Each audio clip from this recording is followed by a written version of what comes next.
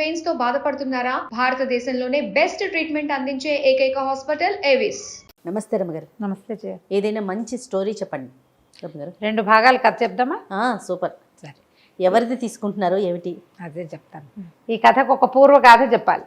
ఆ, మొన్న సాయంత్రం మెసెంజర్లో ఒక అతను మెసేజ్ చేశాడు నాకు, మీతో సింగర్ ఎస్ జానకి గారు మాట్లాడాలనుకుంటున్నారు, మిమ్మల్ని చాలా ప్రైజ్ చేస్తున్నారు, మీరు నెంబర్ ఇస్తారా అని. ఆయన ఎవరు ఏమిటి అని కనుక్కున్నాను. మా జానకి గారి పేజ్, యూట్యూబ్ ఛానల్ మెయింటైన్ చేస్తాడు అతను.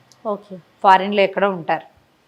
ఆవిడ అడిగారు, మీ నెంబర్ ఇవ్వండి అంటే, సరే నేను నా నెంబర్ ఇచ్చా, పెద్దవారు కదా నేనే మాట్లాడతానులేండి అని చెప్పాను. మామూలుగా నాకు సింగర్ జానకి గారు చాలా ఇష్టం. లేడీ సింగర్స్ ఎవరి ఇష్టము అని అడిగితే బాలుగారితో పాటు జానకి గారి పేరే చెప్తా. ఓకే. ఆవిడ మాట్లాడినా కూడా భలే ఇష్టం నాకు. అయితే కొంచెం ఎక్సైటింగ్గానే ఉండింది. పొద్దున్న రాత్రి మాట్లాడడం ఎందుకులే, రేపు పొద్దున్న మాట్లాడతాను అన్న. మర్నాడు పొద్దున్న నేను దేవుడి దగ్గర కూర్చున్నాక అప్పుడు ఫోన్ కాల్స్ చూసుకుంటా. నాకంటే ముందు ఆవిడే ఫోన్ చేసేసారు. ఆవిడ కూడా ఎక్సైట్మెంట్ నాతో మాట్లాడాలని. నా కథలు చాలా ఇష్టమట ఆవిడకి. పొద్దునుంచి సాయంత్రం దాకా కథలే వింటున్నానన్నారు. ఎన్ని కబుర్లు చెప్పారో, ఆ కథ ఈ కథ అని, ఫలానా కథ నచ్చింది, ఆ విషయం చాలా నచ్చింది, నువ్వెంతో బాగా చెప్తున్నావు అని గూస్ బంప్స్ వచ్చినాయి అనమాట నాకు. మల్లాది గారు మాట్లాడితే చెప్పాను నేను, అలాగే వచ్చినాయి. అదే చెప్పాను ఆవిడకి, నాకు గూస్ బంప్స్ వస్తున్నాయి, అసలు ఎక్కడి నుంచి ఎక్కడికి వెళ్తున్నానో నేను అనిపించింది. జీవన సాఫల్యం అంటుంటారు చూడు జయం, మన జన్మ సార్థకం అయిపోయింది అని. అంతే. ఇంకా నేను ఎవరెవరి పెద్దవాళ్ళ దగ్గర నుంచి నువ్వు చెప్పింది నాకు నచ్చింది అని అనిపించుకోగలను, శబాష్, వెరీ గుడ్ అనుకున్నాను అనమాట. అయితే ఆవిడ బోల్డని కబుర్లు చెప్తూ, ఆవిడ ఏం చెప్పారంటే, ఆవిడకి చాలా ఇష్టమట చిన్నప్పటి నుంచి స్టోరీస్ అంటే, కథలు ఇష్టం. అయితే వాళ్ళ అక్కయ్య ఒక ఆవిడ వంటింట్లో మొత్తం పనంతా చేసి అప్పుడు నేను కథ చెప్తానని చెప్పేవారు కథలు. చిన్నప్పటి నుంచి ఆవిడకి రాధక్కయ్య అని చెప్పారు, ఆవిడ చెప్పేవారు కథలు అని చెప్పి, కొన్ని కథలు చెప్తానులే నీకు అన్నారు. ఒక 2 కథలు నేను చెప్పిన లాంటివే కొంచెం డిఫరెంట్ వెర్షన్ 2 స్టోరీస్ చెప్పారు, నాకు రికార్డ్ చేసి ఇచ్చారు. అబ్బాబ్బా. అక్కడి నుంచి 3వది ఒక పెద్ద కథ ఒకటి ఆవిడ రికార్డ్ చేసి మెల్లిగా చెప్పి, ఒక 20 minutes పైన ఉంది అది. నిదానంగా కథ చెప్పి 2 ఫోటోలు కూడా యాడ్ చేసి అది పంపించారు నాకు. సూపర్. నువ్వు చెప్పు అంటే, నువ్వంటే నాకు చాలా ఇష్టం అని చెప్పు, నా కథ అని చెప్పక్కర్లేదులే అని చెప్పారు. కానీ నేను ఆవిడ పేరు కూడా చెప్పదలుచుకున్నా. ఈ కథని ఆవిడ చెప్పారు నాకు. ఓకే. పులిరాజు కథ. ఇది నేను ఇలాంటి ఒక కథని చందమామలో చదివిన జ్ఞాపకం ఉంది నాకు. అందులో ఏదో వికృత రూపం ఉన్న రాజకుమారుడి కథ అది. అదే అలాంటిదే ఇంచుమించుగా ఈ కథలో కూడా కనిపిస్తుంది అనమాట. ఎంత ఓపిక్గా చెప్పారో. 4 ఏళ్ల నుంచి ఆవిడ ఇంచుమించు రిటైర్ అయిపోయారు. సంగీతాలు పాడడం, సినిమా పాటలు ఏం లేవు. మీకు అంత ఖాళీ ఎక్కడ ఉంటుంది అని అడిగా నేను. మీకు సంగీతమో సాధనమో ఏవో ఉంటాయి కదా, ఏమీ లేవు, పెద్దదాన్ని అయిపోయాను కదా. ఆవిడ నవ్వుతారు అన్నిటికీ, ఆవిడే నవ్వేస్తూ ఉంటారు, మాట్లాడేటప్పుడు మధ్య మధ్యలో నవ్వుతూ ఉంటారు అనమాట. ముసలిదాన్ని అయిపోయాను, ఇంకా ఎందుకు ఇవన్నీ అని మానేశాను, ప్రశాంతంగా ఉంటున్నా, చక్కగా నీ కథలు చాలా బాగా ఉపయోగపడుతున్నాయి, నాకు అసలే పిచ్చి, ఖలీఫా కథలు 3 భాగాలే వచ్చినాయి, 4వ భాగం రాలేదు ఇంకా అని చెప్పారు. దానికోసం అంత వెయిట్ చేస్తున్నారు అనమాట, చిన్న పిల్లల్లాగా వింటున్నారు కథలు. సరే, ఆవిడ చెప్పిన ఈ పులిరాజు కథని చెప్తాం ఇవాళ. తప్పకుండా. పూర్వం అంట ఒక అడవికి దగ్గరలో ఉన్న ఒక చిన్న నిరుపేద కుటుంబం ఉండేది. అడవికి దగ్గరలో ఉంది వాళ్ళ ఇల్లు. చాలా చిన్న పాక. ఆ భార్య భర్త, వాళ్ళకి 6 ఆడపిల్లలు, 6 పిల్లలు. ఆ తిండికి బట్టకి ఏమీ లేవు వాళ్ళ దగ్గర. బట్టలు చింకి పాతలు కట్టుకునేవారు. ఆయన పోయి అట్లా ఇట్లా తిరిగి ఏవో 2 కట్టెలు కొట్టుకొచ్చి ఆ కట్టెలు ఊళ్ళోకి వెళ్ళి అమ్మి వచ్చిన పావలా 10 పైసలు అర్ధనాతోటి, ఆ రోజుల్లో అవే కదా రూపాయలు లేని రోజులు, ఎట్లో గట్లా పిల్లలకి పొట్ట నింపేవారు అర్ధాకలతోటి. పెద్ద ఏమీ లేదు. ఎప్పుడైనా ఎవరైనా యాయవారం వెళ్తే ఎవరైనా ఏదైనా కాస్త మంచి వస్తువులు, తీపి వస్తువులు ఇస్తే అవి ఆ పిల్లలు తినేవాళ్ళు. ఎట్లా అసలు ఎంత కష్టంగానో జీవితాలు లాగుతుంటే వాళ్ళకి ఇంకా పెళ్ళిళ్ళు, పేరెంటాలు ఏం చేస్తారు? అవును, చాలా దిగులుగా, కష్టంగా, బాధగా అలా నడుస్తూ ఉండేవి. పిల్లలు ఎప్పుడూ దుఃఖంగానే ఉండేవారు. ఎదిగిన పిల్లలుగా ఉండేవాళ్ళు కాదు, సామాన్యంగా ఉండేవాళ్ళు. పిల్లలు అందంగా ఉండేవాళ్ళు కానీ ఏవి ఇంకా ఎదుగు బదుగు లేదనమాట, బక్కగా సామాన్యంగా ఉండేవాళ్ళు. ఈ రోజులు ఇలా గడుస్తుంటే ఒకసారి ఏమైందట, ఆవిడ ఏం చేసేదట, బయట అడవికి దగ్గరలో ఉన్నారు కదా, గడ్డి బాగా ఉంటే ఆ గడ్డి కోసుకొచ్చి శుభ్రంగా అంత రుబ్బి అన్ని బియ్యం కలిపి రుబ్బేసి అట్లు పోసిచ్చేది. అట్లల్లే పోసిచ్చేది. ఏముంది, పొయ్యిలో ఒక పుల్లలు ఉండేవి, ఓ రాయి పెట్టినా పెనంగా ఉంటుంది, ఆ పోసిచ్చేది. ఆ పోసిస్తే పిల్లలు బయట కూర్చొని తింటుంటే కాకులు ఎత్తుకుపోయినాయి. అట్లని పిల్లలంతా లబోదిబోమని అరిచేట, కాకులు ఎత్తుకుపోయినాయి, లేకుండా పోయింది, ఇది పోయింది, అది పోయింది అని అరిచేసరికల్లా ఆవిడ చిచ్చి ఏం బతుకులు ఇవి, పిల్లల కనీసం తిండి కాదు కదా, ఇట ఏదైనా చేసి పెట్టేందుకు కూడా గతి లేకుండా పోయింది. పాడు పిల్లలు, ఇంతమంది పిల్లలు పుట్టుకొచ్చారు, ఏ పూలో సింహం వస్తే దాని మొహాన్ని పారేస్తాను ఈ పిల్లల్ని, కనీసం దాని పొట్టైనా నిండుతుంది, ఏ పూలేదాన్ని కొట్టేస్తాను అని గట్టిగా ఆవిడ ఏడ్చుకుంటూ తిట్టుకుంటుందట. ఆ దారినే ఒక పులి వెళ్తుంది, అడవికి దగ్గరలో కాదు వీళ్ళుంది. అదేం చేస్తుంది, పులి లోపలికి నడిచి వచ్చింది. హడిలిపోయారు వీళ్ళు, భయపడిపోయి పరిగెత్తారు ఇంట్లోకి. వాళ్ళ ఇల్లు ఎంత, అది 2 గదుల ఇల్లు, ఓ వెనకాలకో వంటగది, ముందుకో పంచ, వాకిట్లో కూర్చున్న పిల్లలు పొలోమని పరిగెత్తారు ఆడపిల్లలంతా. తల్లి హడిలిపోయింది. పులిని చూసి ఏం చేయాలో తెలియలే. పులి పీక్కు తింటాను కూడా, వీళ్ళేం కడలున్న మనుషులు కాదు. అక్కడి నుంచి పులి నువ్వేమిటో ఇస్తానన్నావే అని మనిషి గొంతుతోటి మాట్లాడింది. మాట్లాడేసరికల్లా ఆవిడేమంది, నేనేదో మాట వరుస కన్నాను, నేను సీరియస్గా అనలా, మాట వరుస కన్నంటే మాట వరుసకి ఏమిటి, నువ్వు మాట ఇచ్చావు, పులి వస్తే దాన్ని ఏదాన్ని కొడతానండవు, నేను వచ్చా కదా, వచ్చా కాబట్టి ఇచ్చేయాల్సిందే. అందరినీ తలా ఒక దెబ్బ కొట్టమన్నావా, నాకు ఇస్తానన్న ప్రామిస్ నిలబెట్టుకుని ఓ పిల్లని నాకు ఇస్తావా అయ్యో అనేసరికి ఇవిడ బిక్క చచ్చిపోయింది పాపం బ్రాహ్మణావిడ. సరే ఏమంది, పిల్లలందరికీ తలా ఒక దెబ్బ తగిలితే, అందు బదులు ఓ పిల్లని వదిలేస్తే కనీసం ఒక 2 అట్లయినా మిగులుతాయి. ఏదో పిల్లని తీసుకెళ్ళి బాబాబు మిగిలిన పిల్లల్ని ఏం చేయబాక, వీళ్ళకి వైద్యాలు గిజ్జాలు నేను చేయించుకోలేను అనేసరికి సరే ఆ పిల్లలందరూ చూసింది పులి. ఆ పిల్లల్లో ఆఖరి పిల్ల సన్నగా రేవటల్లే 14 ఏళ్ళది, ముక్కు మొహం ముచ్చటగా బాగుంటాయి, సన్నపిల్ల. సరే ఈ చిన్నపిల్లని ఇవ్వమని అనేసరికల్లా అందరూ ఏడ్చారు. అయ్యో అయ్యో చిన్నపిల్లని ఇచ్చేస్తావా ఇచ్చేస్తావా ఇచ్చేస్తావా అని ఏడ్చారు. ఆ చిన్నపిల్లకు కూడా విసుగు పుట్టింది. ఇందాక పాపం అట్లు తింటుంటే కాకెత్తుపోయింది అట్లని, పోన్లేమ్మా ఇచ్చేసేయి, ఆ పులితో వెళ్ళిపోతాలే, తినేస్తే తినేసిందిలే అని అనేసరికి పులి అంది, నేనేం తినేను, పెళ్లి చేసుకుంటా, తిన్ను, నాకు పెళ్ళం కావాలి, మాకు బోళ్ళంత పనులున్నాయి అక్కడ ఇంటి దగ్గర, మా ఇంటి దగ్గర పనులన్నీ చేసి పెట్టేందుకు ఒక పిల్ల కావాలి, నీ అంతటి నువ్వే కదా ఇస్తానన్నావు, నేనేమైనా వచ్చానా మీ ఇంటికి, అదే కదా నువ్వే ఇస్తానన్నావు కాదు మరి, అందుకని ఇచ్చేసేయి, పిల్లని పెళ్లి చేసుకుంటానంటే పులి పిల్లని పెళ్లి చేసుకోవటం ఏమిటో అర్థమై చావదు పెళ్ళికి. సరే వెళ్ళిపోతాం, వెళ్దాం పద వెళ్ళిపోదాం, మన ఇంటికి వెళ్ళి అక్కడ ఇంటికి వెళ్ళాక పెళ్లి చేసుకుందాం. పిల్ల ఏడ్చుకుంటూ బయలుదేరింది.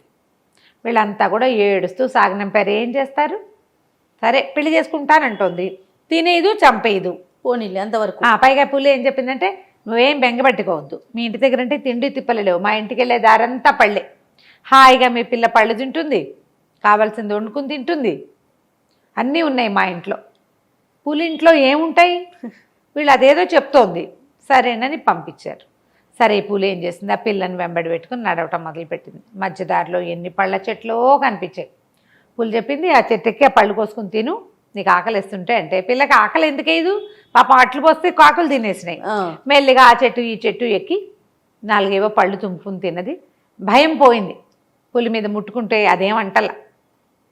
దాని పక్కనే నడుచుకుంటూ వెళ్తే వెళ్ళగా వెళ్ళగా వెళ్ళగా అసలు ఎట్లాంటి అడవి అంటే, ఆ లోపలికి వెళ్తుంటే వీళ్ళకి తమ ఇంటి చుట్టుపక్కల ఉన్న అడవే తెలుసు, నాన్న పుల్లలు ఏరుకొస్తాడు ఆ మాత్రమే తెలుసు. ఇది ఇంకా డీప్ ఫారెస్ట్లోకి తీసుకెళ్ళిపోయింది. ఎట్లా ఉన్నాయంటే దానిమ్మ పళ్ళు ఇట్లా పగిలి, పళ్ళు ఓపెన్గా కోసుకుని తిన్నన్ని దానిమ్మ పళ్ళు, కొన్ని చోట్ల కెంపుల కాయలు కాసినాయి, కెంపులు అందులోంచి రాలి పడుతూ, ఇక అసలు ఎంత బాగున్నాయో, బ్రహ్మాండమైన తోటల్లే ఉంది అది. చూడ్డానికి 2 కళ్ళు చాలటాలు, అన్నీ చెట్లు పొదలు, ఘుమఘుమలాడుతూ వాసనలు, వాటి నిండా పిట్టలు, అక్కడక్కడ ఎగురుతూ లేళ్ళు. ఈ పిల్లకి అర్థంగా ఏమిటి లేళ్ళు దుప్పులు ఉన్నాయి, ఇది పులిమొహాన్ని తినేదు వాటన్నిటినీ. కుందేళ్ళు కూడా కనపడుతున్నాయి. పులి తినకుండా ఎలా ఉందో ఈ పిల్లకి అర్థం కాదు. సరే వెళ్ళగా వెళ్ళగా ఆ పెద్ద పురాతనంగా ఉన్నాయి తోటలాగా ఉన్న దాని లోపల బ్రహ్మాండమైన భవనం ఒకటి ఉంది. ఆ భవనంలోకి వెళ్ళేసరికల్లా ఎన్ని సామాన్లు దాని నిండా. భవనం ఏంటి పులికి ఎందుకు ఉంటుంది? పిల్లకి అంత ఊహన్న పిల్ల కాదు కానీ దాని 14 ఏళ్ల పిల్లకి ఆ మాత్రం తెలుస్తుంది కదా. ఇంటి నిండా సామాన్లు, సోఫాలు, కుర్చీలు. పిట్ట పురుగు మనిషి అన్నవాడు లేడు కానీ శుభ్రంగా ఉంది. లోపలికి వెళ్ళింది. వంట ఇంట్లో ఎన్ని భక్ష్యాలు ఉన్నాయో. సరే సామాన్లు ఉన్నాయి, అన్నం వండుకుని తిను అని చెప్పి అన్నం వండుకుని తినేసింది. దారిలో తిన్నపళ్ళు దారిలోనే అరిగిపోయినాయి. దానికి బ్రహ్మాండంగా ఆకలిస్తోంది. కాస్త అన్నం పొయ్యి వెలిగించుకుని పొయ్యి వెలిగించే సామాన్లు అన్నీ కనపడుతున్నాయి. అన్నం వండుకుని తిన్నది సుష్టుగా. అక్కడి నుంచి పోయి పడుకుంటావా అని అడిగితే పడుకుంటాను. ఈ పడుకోవడానికి వెళ్ళేసరికల్లా ఒక పెద్ద మంచం, బ్రహ్మాండమైన పరుపు, హంసతూలికా తల్పంలాగా ఉంది. ఎంత పెద్ద మంచమో. చీకటి పడింది, నిద్ర వచ్చేస్తోంది పిల్లకి. నడిచిందా రోడ్డంతా. పైగా ఆ రోజులు ఏమిటి మనకు మళ్ళీ 12ంటికి పడుకునే వాళ్ళు ఎవరు 7ంటికల్లా పడుకుంటారు. అన్నం వండుకుని తినేసింది కదా. సాయంకాలం రాగానే కళ్ళు కూరిపోతున్నాయి. ఆ మంచం మీద కూర్చుంది. మంచానికి కొంచెం తలవాల్చి నిద్రపోదాం అనుకుంటే పులి కాస్త వెళ్ళిపోయింది. అది ఎక్కడ పడుకుంటుందో చూద్దామని ఉంది దీనికి, కానీ నిద్ర రాలేదు. నిద్ర చూడలేకపోయింది. నిద్ర వస్తోంది, భయం వేస్తోంది, 2 రకాలుగానే ఉంది. ఇంతలో ఏమైంది, ఎవరివో కాళ్ళ చప్పుడు వినపడింది. పులికి కాళ్ళ చప్పుడు ఉండదు, అది మెత్తగా నడుస్తుంది. పంజా కదా మెత్తగా ఉంటుంది. నేల మీద నడిచినా మనకు మళ్ళీ దబ్బు దబ్బు చప్పుడు రాదు. కదలటం బరువుగా కదులుతుంది, మూత మాత్రం ఉండదు. పిల్లి నడిచినా కూడా కదా. అయితే ఏమైంది, చెప్పుల శబ్దం మనిషి నడుస్తున్న శబ్దం వినపడేసరికి హడిలిపోయింది పిల్ల. ఎవరో వచ్చేసారు. లేచి చూద్దును కదా, ఒక అబ్బాయి ఆ కుర్రాడు కనపడుతున్నాడు. ఎంత అందంగా ఉన్నాడు, ఒక రాజకుమారుడు లాంటి వాడు లోపలికి వచ్చాడు. అమ్మాయి నిర్ఘాంతపోయింది. ఎవరు నువ్వు అనేసరికి రాజకుమారుణ్ణి అన్నాడు. ఈ గొంతు ఇందాక విన్న గొంతే, పులి గొంతు. ఈ పిల్ల ఆశ్చర్యపోయింది. నువ్వు ఇందాక నేను వచ్చినప్పుడు లేవే, సామాన్లు కూడా ఏం లేవు నీవి, నువ్వు ఎలా వచ్చావు అని అడిగితే నేను నీతో పాటే నడిచొచ్చాను అనేసరికి ఆశ్చర్యం వేసింది. అవునా అంటే అవును, నేను నిన్ను చూడలేదే అని. ఎందుకు చూడలేదు నువ్వు? నా పక్కనే కదా నువ్వు నన్ను నడిచావు, నా మీద చెయ్యేసావు నువ్వు అంటాడు. పిల్లకి ఏమీ అర్థం కాలేదు. నేను ఎక్కడ నడిచాను, మనిషిని చూశానా నేను? అడవిలో ఒక్క పిట్ట పురుగు లేదే, లేళ్ళు కుందేళ్ళు కనపడుతున్నాయి కానీ వీడు వాడే పులేనేమోనని అనుమానం రాలా. గెస్ చేయలా. పక్కపక్క నవ్వాడు. నవ్వితే ఆ గొంతు సేమ్ పులి గొంతులాగానే ఉంది. ఈ అమ్మాయి నిజం చెప్పు, నేను ఒక్క మనిషిని కూడా చూడలేదు. దారిలో ఈ ఇల్లంతా తిరిగాను, ఇంట్లో ఎవరు లేరు, ఇంత పెద్ద కోటలాగా ఉంది. నువ్వు ఎక్కడి నుంచి వచ్చావు, నా పులేది అని అడిగింది. అప్పుడు ఆ కుర్రాడు చెప్పాడు, నేనే నీ పులిని. పగలల్లా పులిగా ఉండి రాత్రిపూట మనిషిగా మారిపోతాను నేను అని చెప్పి, ఆ అమ్మాయి వంట చేసింది కదా, ఇద్దరికి వంట చెయ్యి అని చెప్పింది పులి. ఓహో, పిల్ల ఎక్కువే వండింది అన్నం.